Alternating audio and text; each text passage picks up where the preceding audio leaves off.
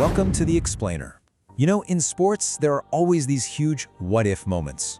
Today, we're diving into maybe the biggest one of them all. A single trade that didn't just change a team, it completely rewrote the future of the NBA. I mean, it seems like a simple question, right? But the answer?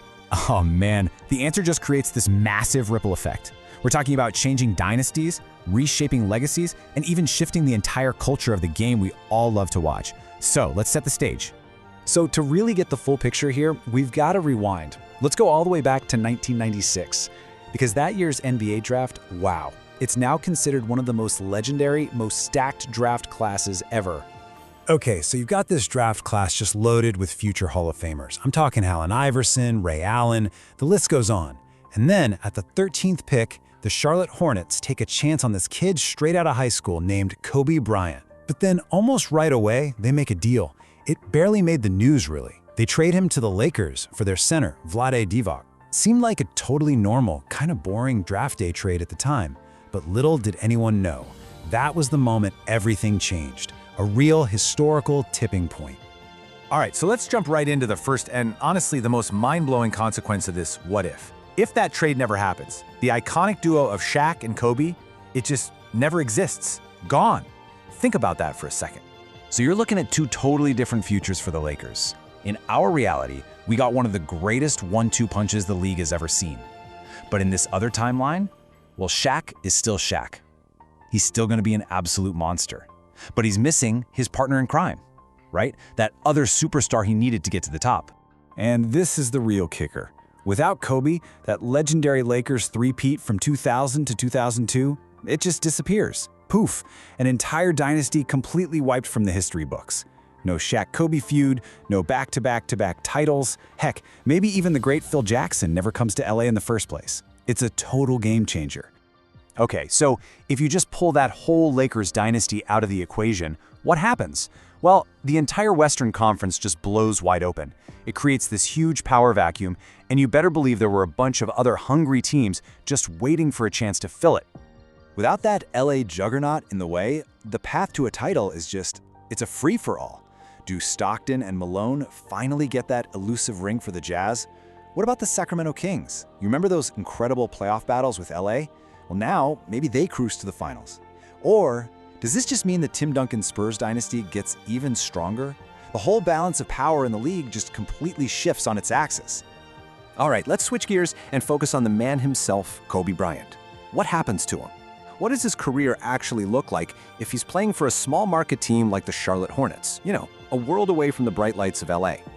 So instead of getting that Hollywood superstar treatment right out of the gate, his path probably looks a lot more normal. He's coming off the bench, right?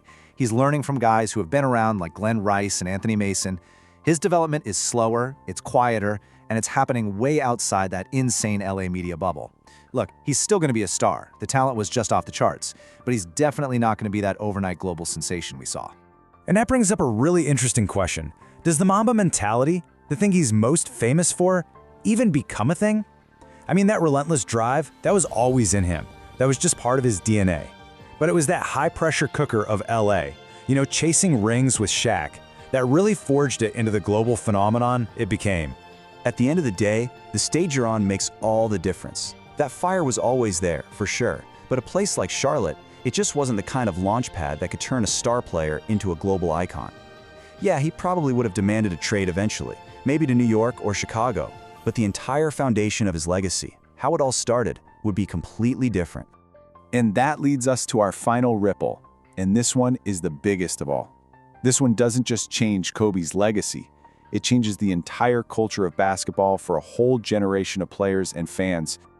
I mean, just look at the difference here. It's night and day. His 5 rings in LA, that probably turns into 1, maybe 2 if he's lucky in Charlotte. Instead of being a global icon, the face of a franchise, he becomes this elite competitor. You know, he's a perennial all-star, no doubt, but his story is always going to have that little asterisk next to it. That question of, man, what could have been?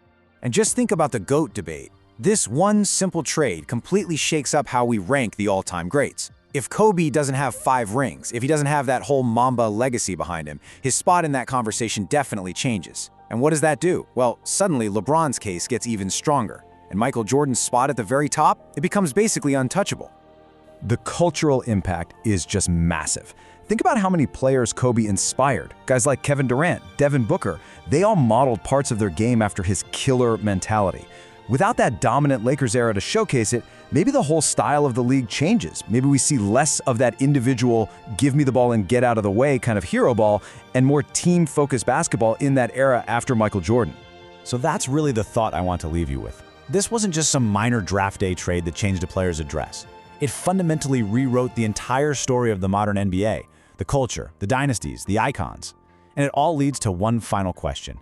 If Kobe wasn't the guy who defined that whole generation of basketball, who was it? Who would have stepped up to fill that void? And that, well, that's something we'll never really know.